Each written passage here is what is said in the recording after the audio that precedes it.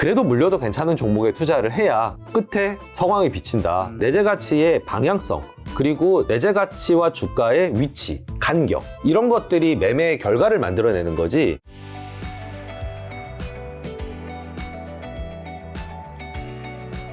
자, 그러면 또 다른 뭐 성공이나 실패 사례 혹시 또 한두 개 정도만 더 얘기해 주신다면? 성공과 실패가 한꺼번에 있었던 사례가 있습니다. 아, 아주 좋습니다. 예, 2012년에 휠라가 눈에 들어왔던 게, 휠라가 그때 그 아큐시네트라고 그 전 세계 골프공 1위 타이틀 리스트를 갖고 있는 회사를 인수를 했습니다. 네, 그 공시가 떴다면서요? 네, 공시가 떴습니다. 그거를 보고 좋은 거래라고 생각을 했습니다. 일단 첫 번째는 유관 산업이고요. 어쨌든 스포츠웨어를 하는 회사가 스포츠 브랜드를 샀으니까, 또 최고로 좋은 브랜드를 샀으니까 충분히 잘할 수 있을 것이다. 그리고 윤윤수 회장님이 원래 글로벌 비즈니스를 하시던 분이에요.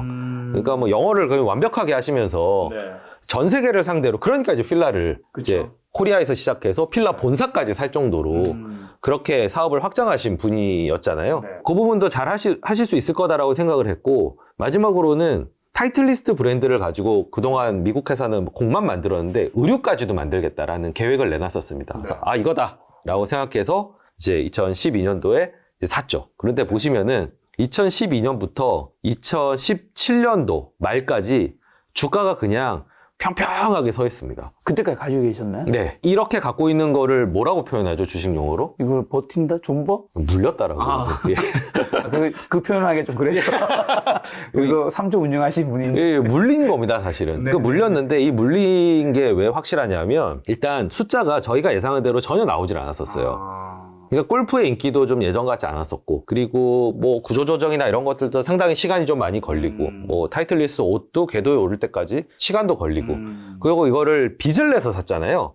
물론 이제 로열티 수입을 가지고 갚을 수 있다고 생각했지만, 또 금융 비용이나 그리고 아쿠치네트를 회계 처리하는 부분에서 숫자가 계속 망가져서 나오는 거예요. 그래서 제가 탐방을 거의 분기에 한 번씩 갔는데, 그 서초동 그 본사에 가서 그 휠라 담당자랑 정말 이 기간 한 5년 동안 하소연만 했습니다. 그러니까 서로 하소연. 왜 이래요? 이러면은 왜 그렇죠? 뭐 이런 대화를, 너무 힘이 빠지는 사실 탐방인데 뭐라도 희망적인 게 없을까 해서 분기별로 탐방을 갔지만 늘 돌아오는 대답은 비슷한. 그런데 안 파셨어요, 근데 그게. 근데 못 팔겠는 거예요. 예, 왜냐하면 이 회사가 갖고 있는 휠라의 어떤 브랜드, 거기서 나오는 로열티 수입, 그리고 여전한 타이틀 리스트의 지위, 이런 걸 생각하니까 못 팔겠더라고요. 그래서 내부에도 뭐 설왕설래가 많았지만 일단 저는 계속 갖고 있었습니다. 물린 상태로. 심지어는 2017년 초에 저 이제 고객 관리하는 마케터들이랑 얘기를 하면서 뭐 그럼 이제 물어봅니다. 고객들한테 어떤 종목이 올해 좀 좋을 것 같다고 얘기하면 되겠습니까? 그래서 제가 2017년 필라? 라고 얘기를 했더니, 왜냐하면 그때 약간 조금 좋아지는 조짐이 보였거든요. 너무 주가도 오르셨고, 그래서 마케터들이 웃더라고요. 아니, 물려있는 종목을, 희망도 없는 종목을. 그러니까 몇 년 동안 물려있으니까. 네. 내부에서도 거의 그런 지경까지 이제 이르렀던 상태였는데. 마케터는 이제 VIP 샷은요. 네, 그렇죠. 저희 내부. 그러니까 직원인 거잖아요. 네, 아, 참 씁쓸하더라고요. 직원이 이제 대표 말을 비웃는 뭐. 그러니까 정말 순간 찐 웃음이 나온 거죠.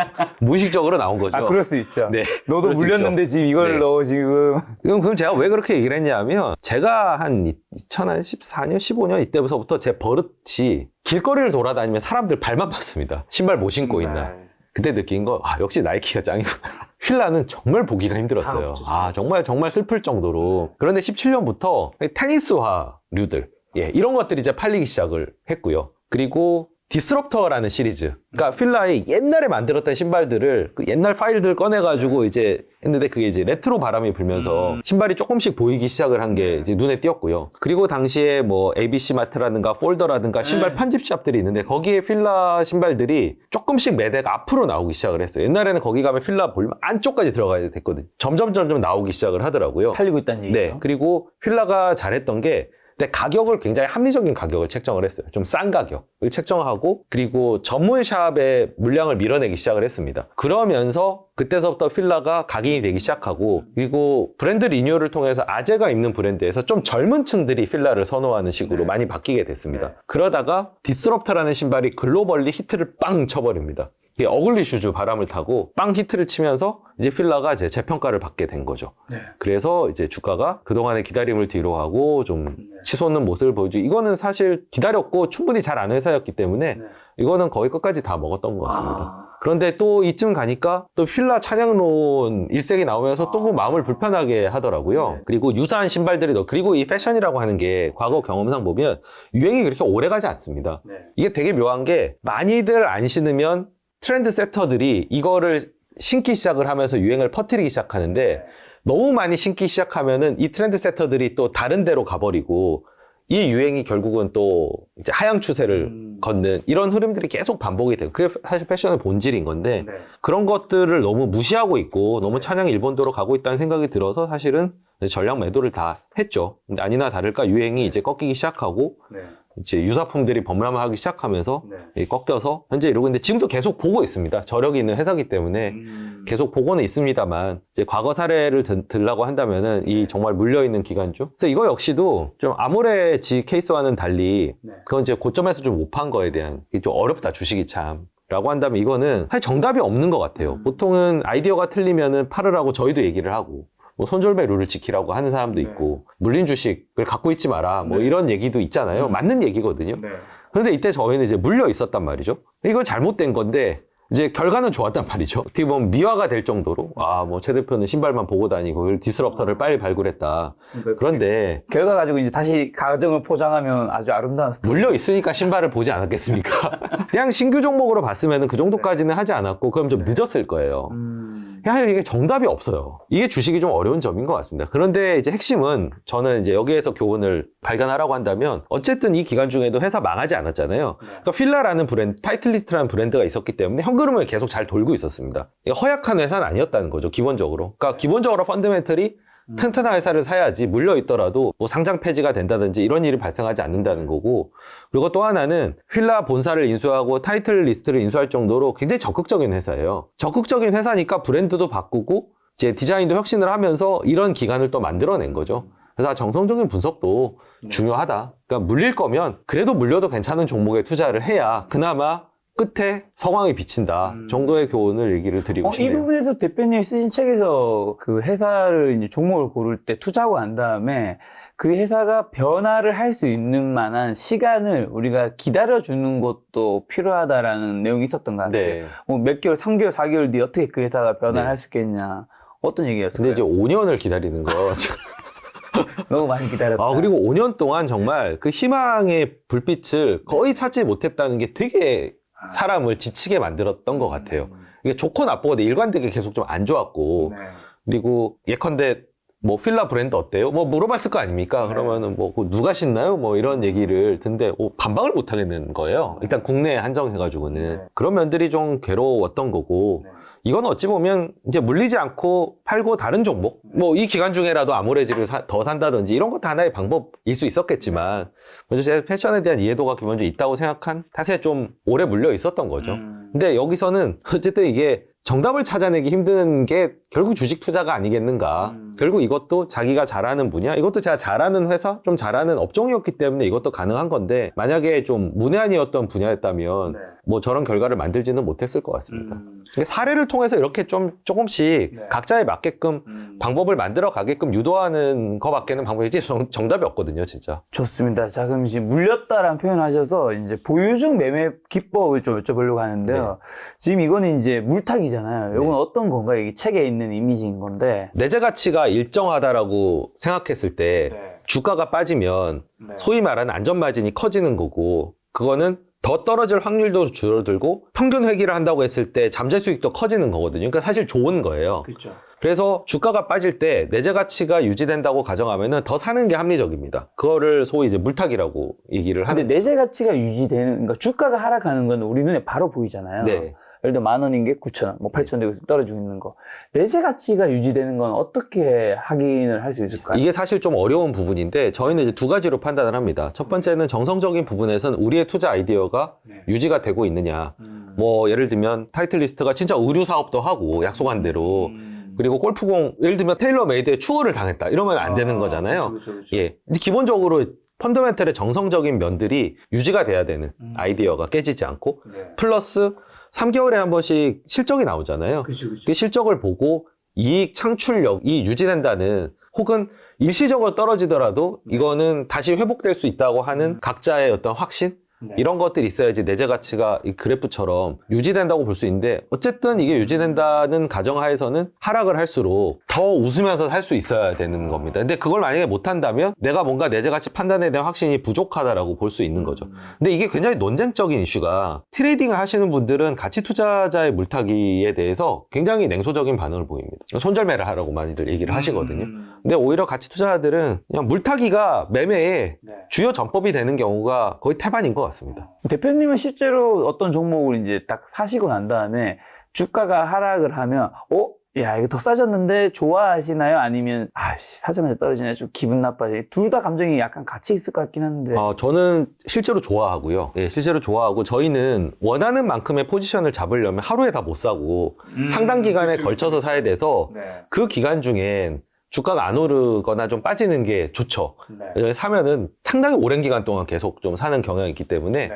그러고 나서 다 샀는데 바로 오르면 네. 사실 제일 기분은 좋지만 그건 현실적이지 않기 때문에 그 이후에 주가가 빠지고 하는 부분들은 그냥 좀 당연하다고 받아들입니다. 항상 저희가 사면은 빠져요. 그냥 나중에 올라가거든요. 네. 이건 당대에 인기가 있는 주식이 아니기 때문에. 네. 자, 다음은 이제 불타기죠. 네. 가치 투자자들이 불타기를 안 한다라고 또 오해를 많이 하시는데 그거 오해입니다. 그러니까 내재 가치가 계산해 봤는데 크게 오르는 경우가 있거든요. 그러니까 정성적으로는 이 회사가 뭔가의 의사결정을 했어요. 향후에 이 펀더멘탈을 올릴 수 있는. 그게 정확하게 손에 잡히진 않지만 오래 보다 보면 보이거든요. 네. 어디를 고객으로 잡았다더라. 혹은 어떤 사업을 인수를 했다더라. 네. 뭐 비용을 뭐 줄인다더라. 이러면 내재 가치가 상승하는 국면이 있는데 그때 주가가 오르는 경우도 있거든요. 네. 근데 여전히 내재 가치보다 아래에 있다고 하면은 주가가 오르더라도 더 삽니다. 그러니까 저희 매수 단가보다도 높더라도 내재 가치 상승을 확인하면 더 삽니다. 이게 일종의 불타기가 되는 거죠. 되게 중요한 건 어떻게 보면 주가보다 내재 가치인 거예요. 정답입니다. 그게 사실 가장 중요한 겁니다. 내재 가치의 방향성, 그리고 내재 가치와 주가의 위치, 간격. 이런 것들이 매매의 결과를 만들어내는 거지 주가만 가지고 이 내재 가치를 지워버리고 주가만 가지고 트레이딩을 하는 기술은 가치 투자 세계에선 없습니다. 그거야말로 진짜로 트레이딩인 거예요. 저 이거 보니까 일반 개인 투자자가 왜 힘든지가 느껴지는 게 누구나 이제 가격은 손쉽게 볼 수 있으니까 오르고 떨어지고 돼서 힘들어 할 테지만 내재 가치는 이제 보는 안목과 경험과 실력이 있어야지 거기에 흔들리지. 그렇죠. 그래서 저희 같은 이제 그 기관 투자자들은 네. 애널리스트 조직을 가지고 그러니까 이 내재 가치를 한 사람당 한 15개에서 20개 정도를 계속 이 내재 가치를 리얼타임으로 재는 그런 조직의 의견을 바탕으로 제가 펀드 매니저로서 매매를 하는 거고요. 개인으로 돌아오면 그렇게 하실 수가 없으니까 제가 권하는 방식은 첫 번째는 스터디 모임 같은 걸 통해서 좀 그런 효과? 제가 이제 조직을 통해서 일하는 효과? 남의 아이디어도 듣고 그리고 탐방을 만약에 갔다 온다고 하면 그것도 공유도 받고 하면서 내재 가치를 재보는 방식. 그리고 두 번째는 내가 그냥 잘 아는 회사들에 집중을 하는 겁니다. 그러면은 많은 공부를 하지 않아도 내재 가치가 올라가는지 줄어드는지가 감이 좀 오거든요. 그러니까 주가가 빠졌을 때 이거 빠질 이유가 없는데 왜 빠지지? 라고 생각이 바로 들면 그 회사에 대해서 굉장히 잘하는 겁니다. 그런 의미에서 보면은 자기가 잘하는 영역에서는 내재 가치를 판별하기가 상대적으로 쉽고 그건 다시 말하면 매매를 하기도 훨씬 더 쉽다는 겁니다. 자, 마지막 세 번째가 갈아타기입니다. 요건 네. 뭔가요? 이거는 그 연애로 치면 환승연애 같은 건데 TV에서도 그런 한승 그 연애 프로그램이 있었는데 저는 되게 충격을 받았습니다, 사실은. 야, 이거 내가 예전에 예를 들면 헤어진 여자친구와 지금 미래에 만날 수 있는 여자친구가 같은 공간에 있는 거잖아요. 남녀 똑같이. 이건 얼마나 큰 고통일까? 일반적으로 이제 이게 리얼리티 이제 예능으로 가니까 이제 뭐 그래도 괜찮을지 몰라도 일반적인 세상에서는 있을 수도 없고. 그런 긴장감이 그 프로그램의 인기의 비결 아니겠습니까? 그만큼 저는 세상이 많이 열렸고 바뀌었구나.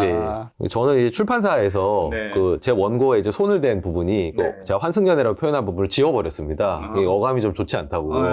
이제 삭제가 됐지만 이제 방송이니까 이해하기 쉽게 보면 환승연애 개념이고요. 갈아타기의 핵심은 뭐냐면 앞에 두 가지 방법은 내재 가치와 가격의 비교가 매우 중요한 부분이라고 하면 이거는 종목 간의 비교가 중요한 겁니다. 그러니까 종목 간의 비교를 통해서 덜 매력적인 걸 팔아서 더 매력적인 걸 사는, 물론 그 매력을 판단하는 건 앞서 물타기 불타기가 같은 거죠. 내재 가치와 주가 간의 괴리가 크거나 향후 전망이 좋아 보이는 거, 그리고 가격이 더 쌀수록 매력적인 게 되겠죠. 가치 투자 관점에서 보면은. 그렇게 해서 계속 매력적인 종목으로 갈아타는. 근데 갈아타려면 이별을 해야 되잖아요. 그렇죠. 네. 그때 매도가 나올 수도 있기 때문에 이거는 물타기 불타기와는 좀 다른 개념에서 매도 실행이 가능하다는 부분입니다. 그렇죠. 이별을 안 하고 새로운 사람을 만날 수는 없죠. 네. 그리고 반대로 새로운 사람을 안 만나보고 지금 만나는 사람만 생각하면서 이별이냐 아니냐를 결정하기에는 또 쉽지가 않거든요.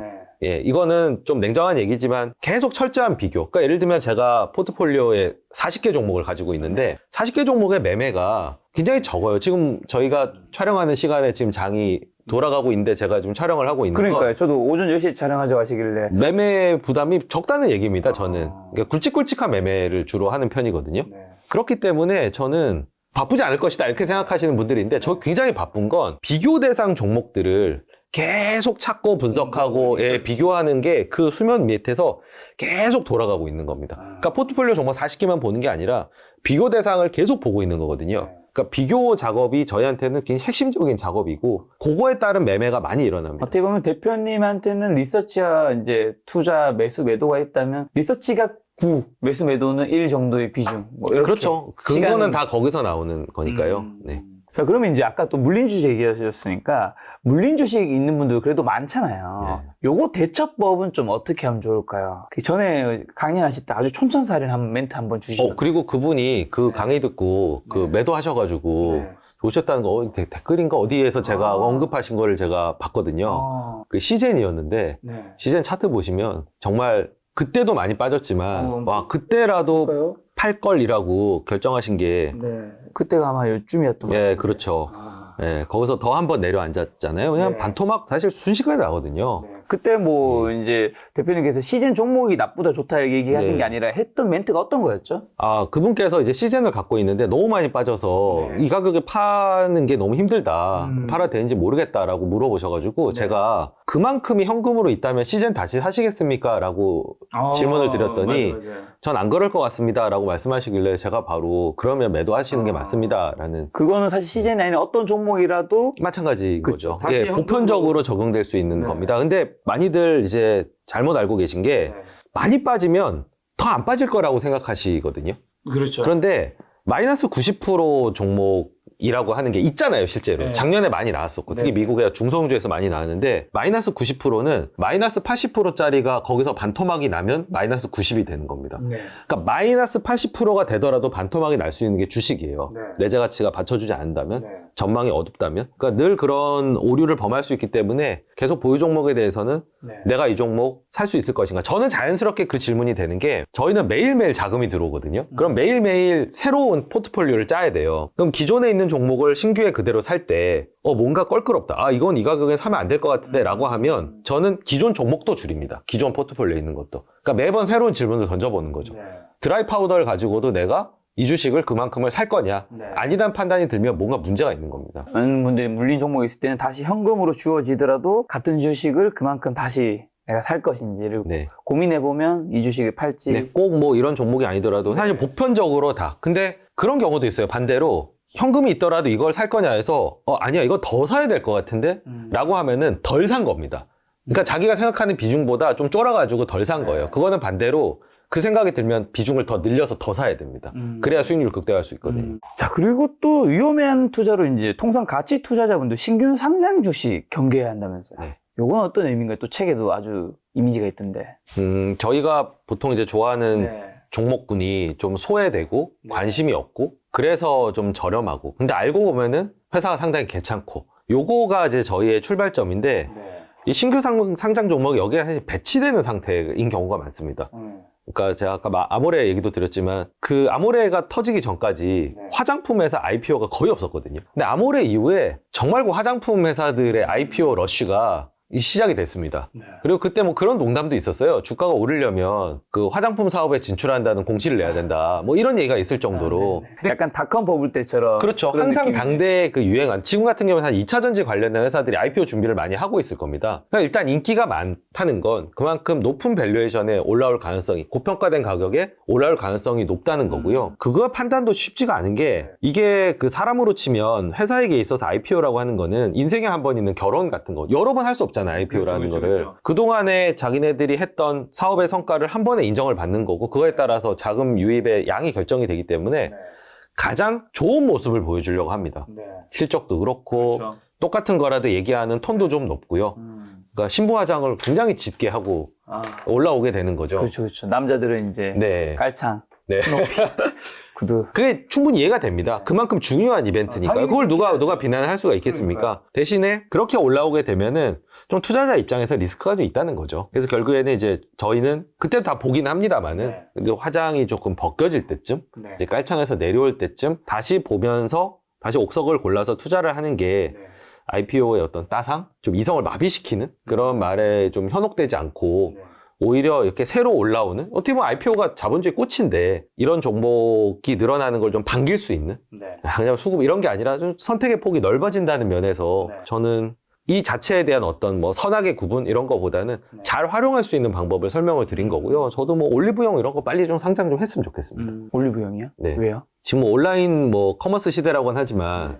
오프라인에서 제일 잘 되는 유통업체 두 군데를 꼽으라고 하면은 다이소와 올리브영인데 둘 다 비상장이어서 너무 아쉽거든요. 네. 회사 투자하고 싶은데 이제 올리브영이 좀 빨리 올랐으면 좋겠습니다. 투자 대상으로 삼을 수 있도록. 다만 뭐 IPO가 되는 타이밍을 노리고 있겠죠. 네. 다시 본인들의 가치가 극대화되는 아마 그 타이밍은 아닐 거고요. 그 위에 또 뭐 성장이 둔화된다든지 네. 어떤 다른 이슈가 터졌을 때 뭐 가품을 팔아가지고 뭐 스캔들이 나는 경우 아마 이제 그때쯤 저희는 이제 미리 공부를 해놨다가 그때쯤 이제 들어갈 텐데 어쨌든 IPO라는 과정을 통해야지 그 회사를 만날 수 있는 거고 우리가 지금 만나고 있는 회사 저희 포트폴리오 드는 회사는 한때는 다 IPO를 했던 종목들입니다. 근데 그거는 좋은 일이지만 어떤 가격적인 문제 그리고 상당히 유행의 고점에서 그 연관되는 산업들의 종목들이 줄줄이 올라온다는 거 이런 것들은 조금은 주의 깊게 보실 필요가 있겠다 싶어서 적어놨습니다. 다이소도 상장하면 사고 싶으신가요? 네. 물론 적당한 가격에. 아, 예, 적당한 가격에.